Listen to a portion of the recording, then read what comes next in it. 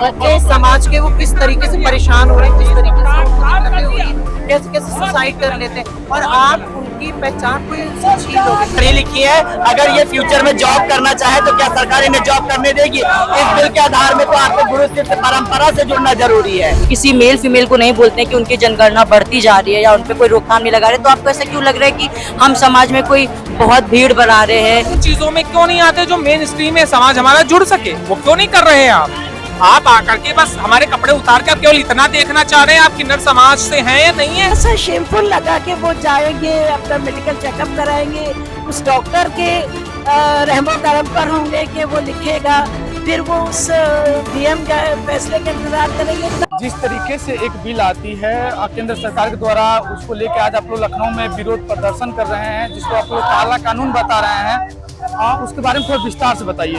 देखिए, मैं 35 साल मैंने 11th-12th को बायो पढ़ाई है, बायोलॉजी पढ़ाई है, और मैं जानती हूँ कि ये जो भी जेंडर है ये सब कैसे क्या होता है, मेल फीमेल और ट्रांसजेंडर्स। कल जब मैंने परसों पढ़ा इसके बारे में कि ये इन लोगों को ट्रांसजेंडर्स जब अपना लिखेंगे, डिक्लेयर करेंगे, तो उनको जाकर मेडिकल किसी जगह पर अपना चेकअप कराना होगा, और जब डॉक्टर लिखेगा कि ये सही है, ट्रांसजेंडर हैं, उसके बाद फिर भी फैसला डीएम के हाथ में होगा कि ये सही है या नहीं। तो मुझे बड़ी तकलीफ हुई एक सिटीजन के नाते, एक बायो टीचर के नाते, क्योंकि ये सब जैसे मेल XY है, जैसे फीमेल XX हैं, ऐसे ही ट्रांसजेंडर्स में भी बस थोड़ा सा ही एक डिफरेंस होता है। हम जानते हैं उसको, कहीं किसी में कोई है, किसी में XXY हो जाता, किसी में XYY हो जाता, किसी में ये थोड़ा सा।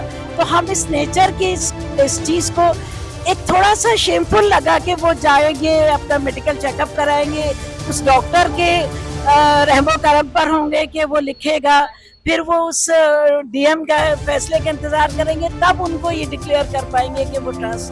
तो हम as a citizen, as a human rights इनके साथ हैं, इनके साथ खड़ी हुई हूँ, इनके साथ आई हूँ घर से निकलकर इस उम्र में, क्योंकि मुझे बहुत शेमफुल लगा, मुझे अच्छा नहीं लगा कि सरकार के द्वारा बिल आई है, उसको लेकर आप लोग काला कानून बता रहे हैं, आज लखनऊ में प्रदर्शन कर रहे हैं, क्या कहेंगे? प्रदर्शन ये नहीं है, इसको हम अधिकारों की यात्रा बोल रहे हैं, अपने अधिकार की बात बोल रहे हैं। हमारा समाज आज जो परेशान हो रहा है, हतोत्साहित हो रहा है, उसकी सेक्सुअलिटी को छीना जा रहा है, उसके अधिकारों का आप देने के नाम पे कुछ नहीं दिए, लेकिन छीनने के नाम पे आप सब कुछ छीन लिया आकर के हमारा। आपने एकदम से कानून बना दिया, आप ला करके बिल बना दिए कि ये समाज ऐसा ऐसा है।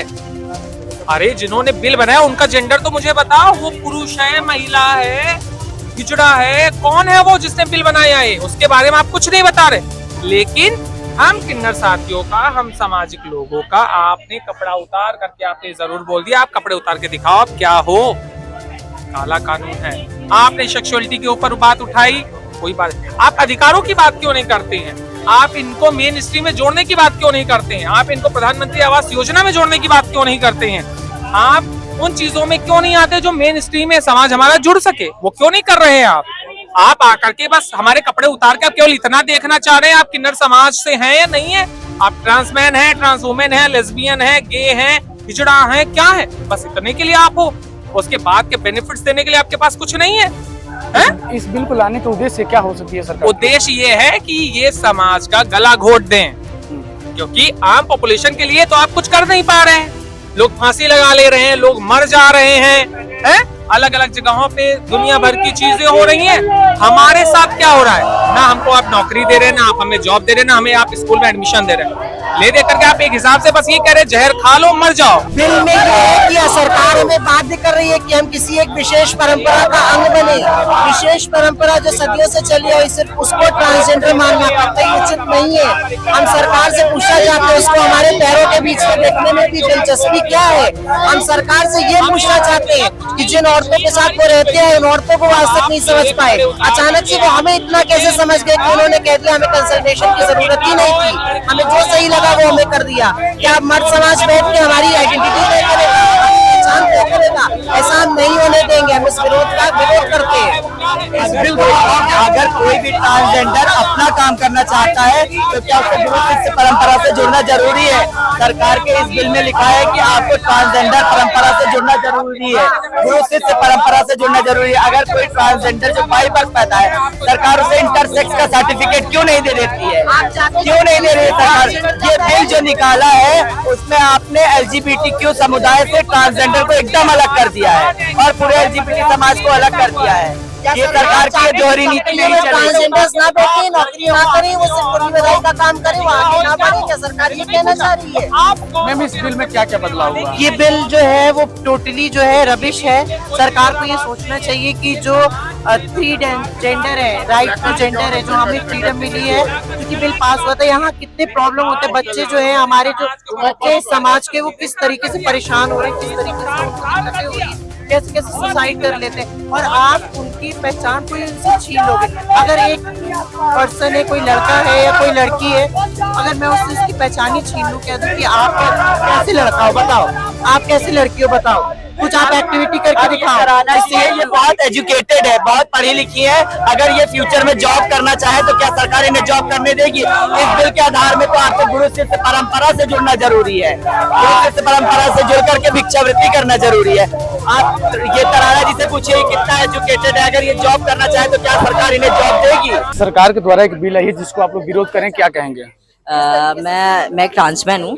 मैं पूरी तरह से इस पे विरोध करना चाहता हूँ, क्योंकि मेरी सेल्फ आइडेंटिटी मेरी पहचान है। मैं कभी नहीं चाहूँगा कि कोई भी मेडिकल बोर्ड या फिर कोई ऐसा चीज़ जो हमारी पहचान बोले कि नहीं हम आपको देखेंगे समझेंगे फिर हम आपको ट्रांस समझेंगे, क्योंकि हम अपनी फैमिली में वैसे भी लड़के आते हैं, अपनी फैमिली को समझाने के बाद फिर हम मेडिकल बोर्ड को समझाएं कि हम ट्रांस हैं कि नहीं, तो ये स्ट्रगल बहुत ज़्यादा बढ़ जाता है। ऊपर से कि ये बोला जा रहा है कि आप अगर अपनी फैमिली के साथ रहना पड़ेगा, बायोलॉजिकल फैमिली के साथ, वो भी क्योंकि आपको भी पता है कि हमारी फैमिली कैसे हमारे साथ रहती है। तो हमें चूजन फैमिली का हक मिलना चाहिए, हमें भी ट्रांस में जोड़ना चाहिए। तो ये चीज़ बहुत गलत है हमारे साथ, और एक ट्रांस पुरुष के साथ तो बहुत ही, और ट्रांस वुमेन को भी हटा दिया जा रहा है बिल्कुल कि आप ट्रांस हो ही नहीं। तो ये सब चीज़ें गलत है इस तरह से। सरकार आपके साथ लगातार भेदभाव कर रही है? जी, बहुत ज़्यादा भेदभाव कर रही है, पहले भी करती थी, अब तो उनको पता नहीं एक अलग ही मौका मिल गया हमारे साथ भेदभाव करने का कि आप ट्रांस पर्सन है ही नहीं, आपको कोई प्रोटेक्शन राइट नहीं मिल रहा है, और आपको कोई भी चीज़ जांच पड़ताल के बाद ही दी जाएगी, चाहे वो ट्रांसजेंडर ID कार्ड हो, चाहे आपका आधार कार्ड हो। तो ये बहुत ज़्यादा ही भेदभाव है हमारे साथ। सरकार ये बिल लाई, उसका वजह क्या हो सकता है? उद्देश्य क्या क्या है सरकार को बिल लाने का?